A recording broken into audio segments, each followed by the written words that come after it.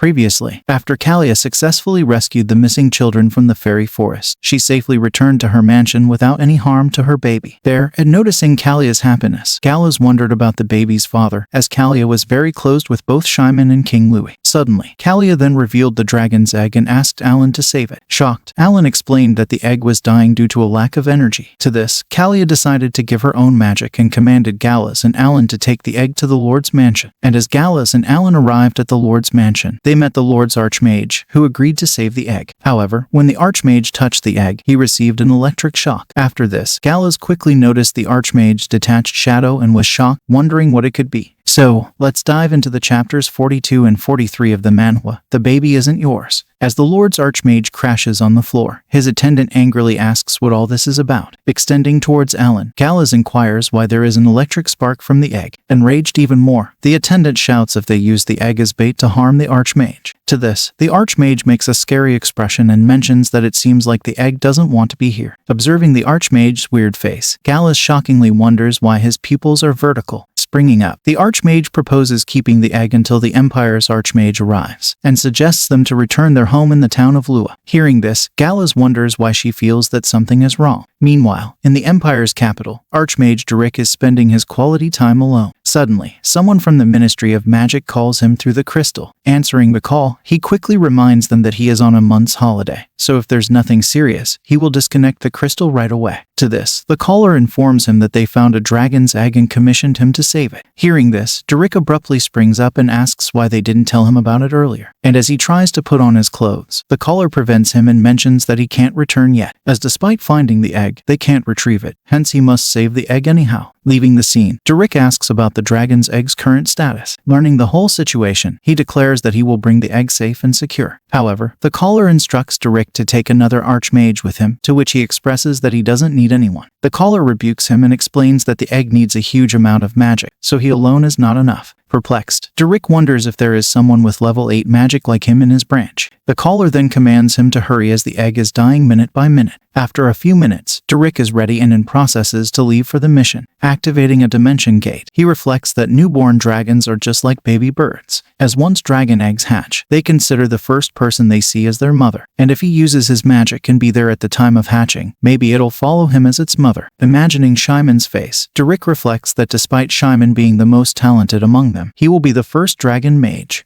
Dear viewers, apologies for the interruption. If you're genuinely enjoying the content on this channel, please consider hitting the subscribe icon with all notifications, since this little support of yours will help this creator continue delivering high-quality work to brighten your day. And take a moment at the end of the video to leave a comment, sharing your thoughts on the content. Your feedback means a lot. Now, let's not take up too much of your time and jump back into the story. Later, upon arriving at the Amal branch, Derrick is shocked to find that Shyman is looking for him in his mansion. Clenching his hair, he comes to learn that his team members betrayed him and purposely mentioned his name. With a long sigh, Derrick notes that if Shyman is involved, then he won't have to worry about the magic. Suddenly, he bangs his head hard as someone opens the door. Crashing to the floor, Derrick starts swearing at the person. However, the person is none other than Shyman, who asks what he was doing at the entrance. Pissed, Derrick questions whose fault it is that he fell to the floor. With a calm expression, Shyman apologizes for his mistake. Shocked, Derrick asks why those spirits are following him. To this, Shyman reveals that the spirits signed a contract with him, and as the spirit springs towards Derrick, Shyman offers his help in standing up. Hearing this, Derrick asks since when he learned how to subjugate spirits. Shyman answers that he learned it in 2 months, to which Derrick reflects that it's not something just anyone can master in 2 months. Seeing Shyman leaving the mansion, Derrick asks where he is going in such a hurry. To this, Shyman informs that he is the other archmage who is assigned with him to the mission. Following him, Derrick questions why they are not taking more people, but Shyman asserts there's no need. He then instructs Derrick to come back alone tomorrow when they retrieve the egg. And as Shyman mentions that he has something else to do, Derrick assumes that it must involve Callia. He recalls that after Callia's escape, Shyman transformed the magic tower into the demon tower. However, Shyman seemed more like a dead person, not even caring about showing his emotions. Moreover, he sometimes weeps heavily by hiding from others, and if Derrick were to share this secret with other members, they would all scream. Halting, Derrick inquires if Shyman has 3 spirits out of 4, then where is the missing one? To this, Shyman explains that the 4th spirit is mischievous and ran off somewhere, and he has already placed a missing notice, so it should return as soon as it hears about it. After this declaration, Shyman and Derrick leave the capital. Meanwhile, the missing spirit tiara completes its mission by locating Commander Callia's hideout. Observing it, Callia wonders what a mole spirit is doing in the fairy forest. She then reflects that she is here because she heard that someone set a fire in the forest, but it is a relief that the fire didn't spread so far in the forest. Caressing her belly, she worriedly wonders if Kia is alright. Suddenly, Tiara hides in the ground and runs away, causing Callia to ask where she's going. Following Spirit Tiara, Callia arrives deep inside the forest, where many little spirits surround her. Recognizing Callia, the spirits ask if she's the lady who was with their king, Kelxasia. Smiling, Callia reflects that she is happy that the spirits are still safe, and as Tiara climbs onto Callia's shoulder, she thanks it for bringing her here. She then asks the spirits if they were injured by the fire, but the spirits assure her they are fine. Hearing this, Callia questions if Kia is here. The spirits inform her that Kia is hibernating but will come out if they call her. They add that Kia only appears once a year on her birthday. The spirits asks if Callia wants to see Kia. They can guide her to Kia's current location. Arriving at the spot, they explain that this is Kia's birthplace and her favorite place when she was alive, where traces of her can still be found. Moreover, the tree was made by the king when he was devastated by his daughter's death. After this, the spirits mention they can't be away so long, hence they will take their leave. And as the spirits take their leave, Callia tells Tiara that she should also go back to her home. She even suggests Tiara to go back to its master safely. Nevertheless, Callia feels a quick pain in her tummy. Sensing this, she reflects that Alan mentioned that her delivery date is very near. She then apologizes Tiara for not spending more time with it and leave the fairy forest in a hurry. Realizing this is the person Shyman commanded Tiara to find, it digs into the ground and rushes back to him to convey the news. Meanwhile, in the town of Lua, servant McKenna and her daughter stand outside Callia's mansion, and as Callia arrives, McKenna asks if she went for a walk in the market. Observing Callia, McKenna's daughter, Siege, greets Callia and introduces herself. Kneeling, Callia smiles and mentions she has heard a lot about Siege from her mother. With admiration, Siege asks if Callia is the one who saved her in the forest. Nervous, Callia denies it and states that she must mistake her for another person. Yet Siege clenches Callia's dress and declares that she is the one who rescued her. McKenna rebukes Siege and instructs her to release Callia's dress as she is pregnant. Pulling her hand, Siege apologizes Callia for her rude behavior. Hearing this, Callia requests McKenna to come inside for a bit. Coming inside, McKenna explains that Siege keeps saying she was saved by a fairy. And the more she heard that, she comes to believe it must have been Callia. McKenna then thanks Callia for saving her daughter's life. With teary eyes, she expresses that she knows Callia is very strong and courageous, yet she must also care about herself. And by weeping heavily, she adds that despite she is grateful that thanks to her, the kids returned safely. However, it's a fact that Callia was still in danger and could have gotten hurt while almost giving birth. Plus, she felt so guilty and could only think about how lucky it was that the children were safe. Grabbing Callia's hand, McKenna expresses that it sounds ridiculous now, but she really wants her to be completely safe.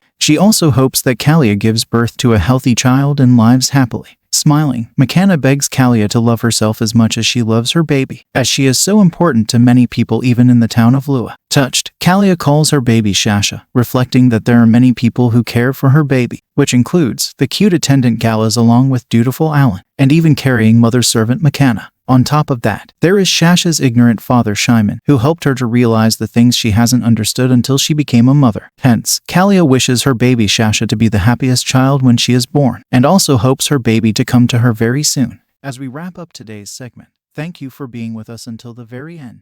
I'll be sharing fresh videos of this manga and exciting new series every weekend. Your support is invaluable, so please subscribe and hit the notification bell to stay updated. Your encouragement keeps the channel thriving, and I appreciate it immensely. Until next time, take care and goodbye.